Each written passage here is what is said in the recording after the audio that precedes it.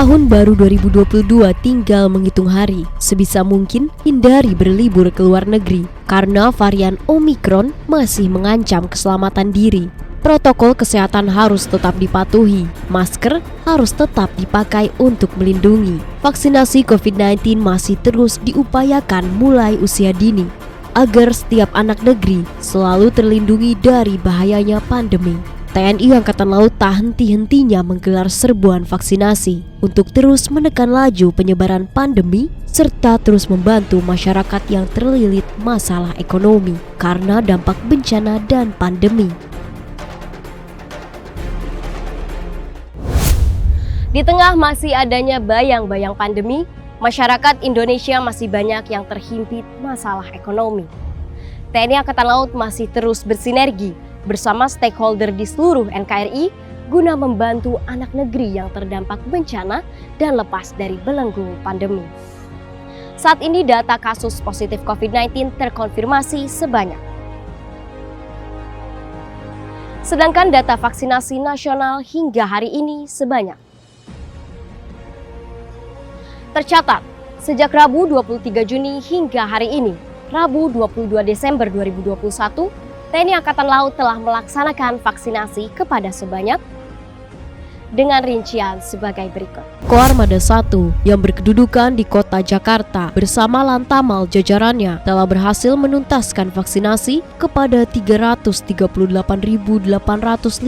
orang. Koarmada 2 yang berkedudukan di Kota Surabaya, Jawa Timur bersama Lantamal jajarannya telah berhasil menuntaskan vaksinasi kepada 820.953 orang. Koarmada 3 yang berkedudukan di Kota Sorong, Papua Barat bersama Lantamal jajarannya telah berhasil menuntaskan vaksinasi kepada 79.103 orang. Kolin Lamil 16.803 orang. Korps Marinir 146.904 orang. Pushidrosal 25.519 orang. Kodik Latal STTAL 20.277 orang, Seskoal 23.353 orang, Akademi Angkatan Laut 25.582 orang, Puspomal 2.529 orang, Mabesal 390.270 orang, Puspenerbal 26.977 orang.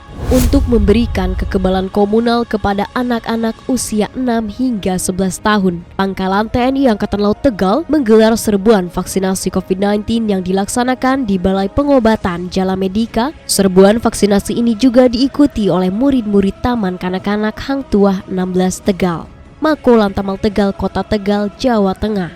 Sambut hari ulang tahun ke-51 Pangkalan TNI Angkatan Laut Yogyakarta bersinergi bersama Yayasan Mandala Meta Caritas dan Cuit Influencer Platform menggelar bakti sosial kepada para buruh gendong di Pasar Beringharjo, Ngupasan, Yogyakarta. Sebanyak 300 orang pekerja buruh gendong diberikan paket sembako untuk meringankan beban hidup mereka di masa pandemi saat ini.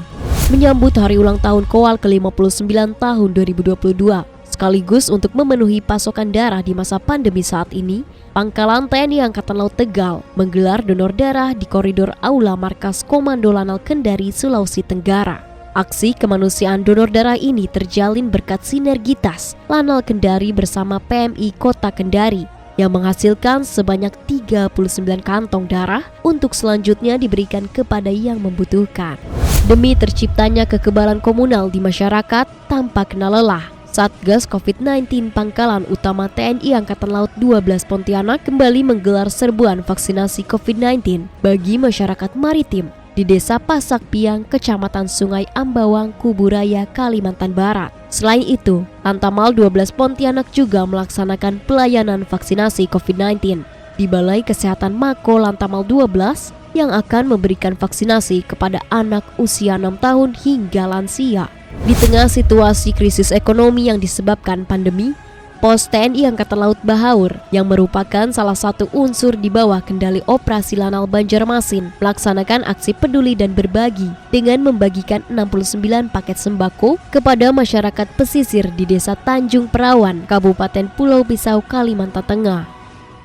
Meskipun kasus positif COVID-19 sudah bisa dikendalikan, kita harus tetap meningkatkan kewaspadaan. Hindari euforia dan jangan terlalu bergembira. Tetap pakai maskernya dan ikuti vaksinasi di sekitar Anda. TNI Angkatan Laut mengajak Anda untuk membantu saudara-saudara kita yang tertimpa bencana. Salam sehat dan semangat. Saya Kiva, pamit undur diri.